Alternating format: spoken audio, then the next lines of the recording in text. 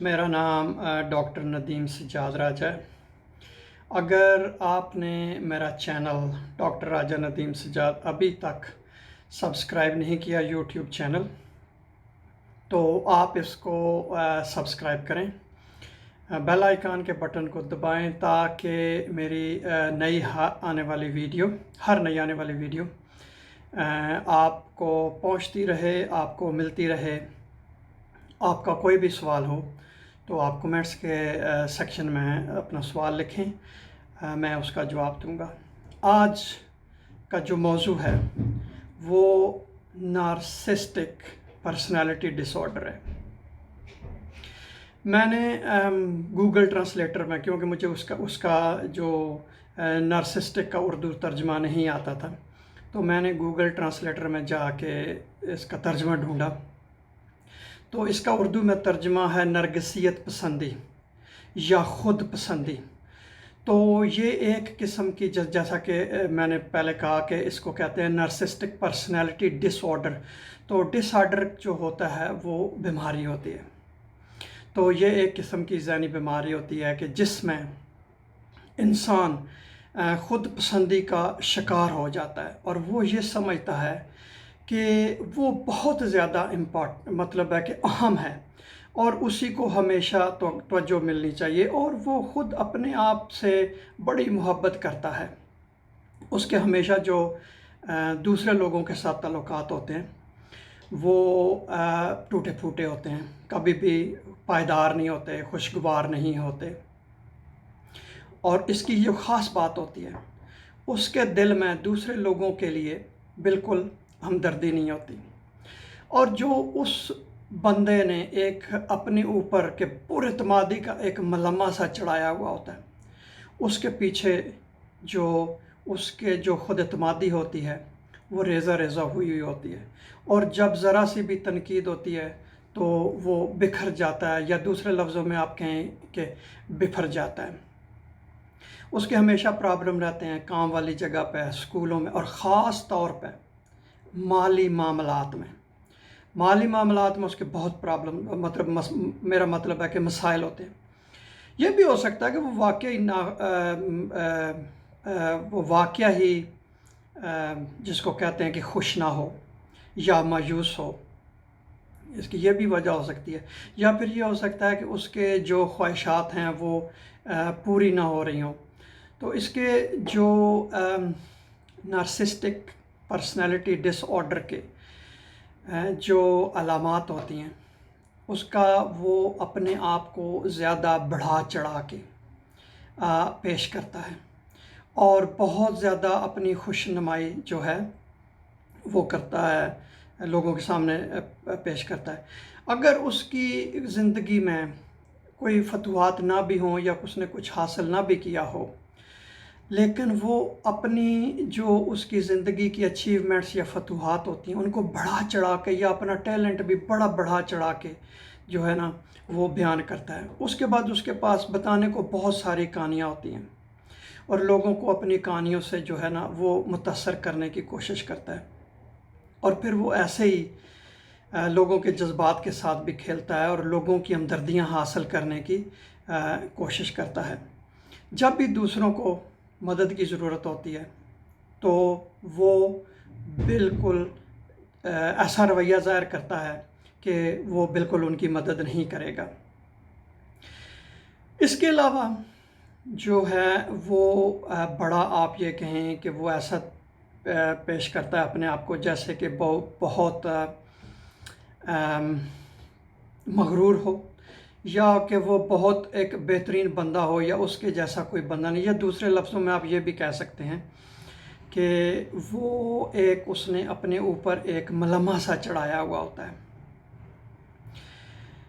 جب موقع آتا ہے کہ کسی کو اس کی ضرورت ہوتی ہے تو وہ ناراض ہو جاتا ہے، اور ایسے بہانے بازیاں کرتا ہے کہ اس کو یہ نہیں کیا، اس کو وہ نہیں کیا، یعنی کہ اس طرح کے وہ بہانے جو ہے وہ گھڑ لیتا ہے۔ ایسے بندے میں ایک اور بھی جو آپ یہ کہیں کہ اس کا ایک اور بھی علامت ہوتی ہے کہ وہ غصے میں آ جاتا ہے، اور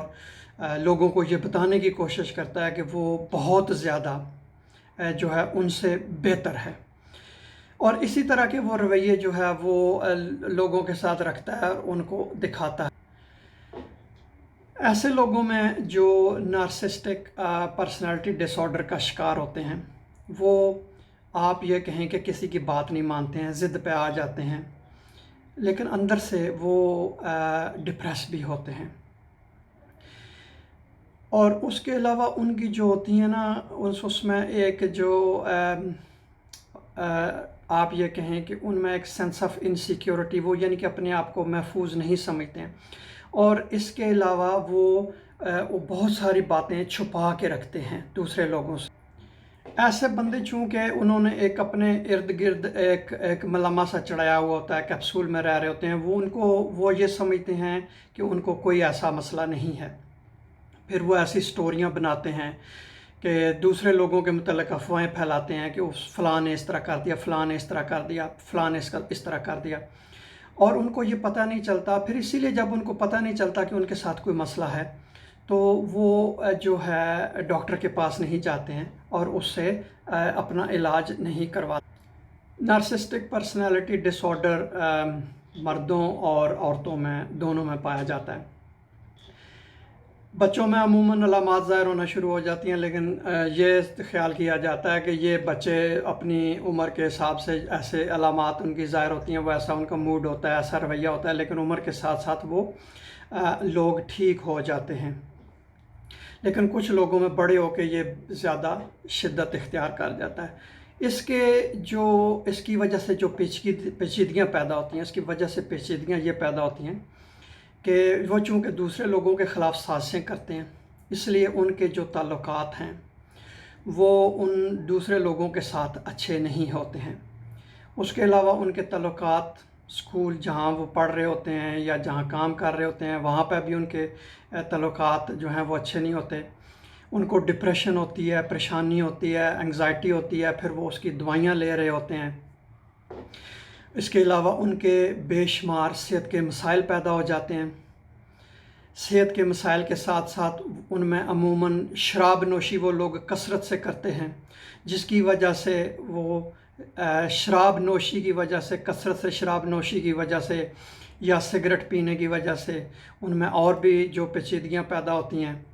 ان لوگوں کا رویہ بڑا عجیب سا ہوتا ہے، ان لوگوں میں خودکشی کرنے کا بھی رجحان بہت زیادہ ہوتا ہے۔ اس